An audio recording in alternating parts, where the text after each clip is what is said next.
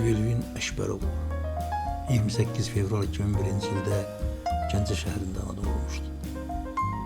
2008-ci ildə Bakı şəhər Leytenant Kərimov adına 8 saylı tam orta məktəbə qəbul olmuş və 2019-cu ildə həmin məktəbi bitirmişdi. 2019-cu ildə səfərbərlik və hərbi xidmətə çağırış üzrə Dövlət Xidmətinin Gəncə şəhər Nizami rayon şöbəsindən həqiqi hərbi xidmətə çağırılmışdı. 27 sentyabr 2020-ci ildə 2-ci Qarabağ müharibəsində Azərbaycan ordusuna bütün cəbhə boyu əks hücuma başlamaq barədə əmr verilmişdi.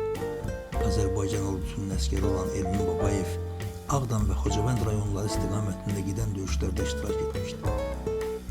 2 oktyabr 2020-ci ildə Xocavənd rayonu istiqamətində gedən döyüşlərdə şəhid olmuşdu. Cəbhədə göstərdiyi igidliyə görə Vətən uğrunda medalı ilə təltif edilmişdi. Bakı şəhər 2-ci Fəxri Xiyabanında dəfn olunmuşdu. Məkanı cənnət olsun.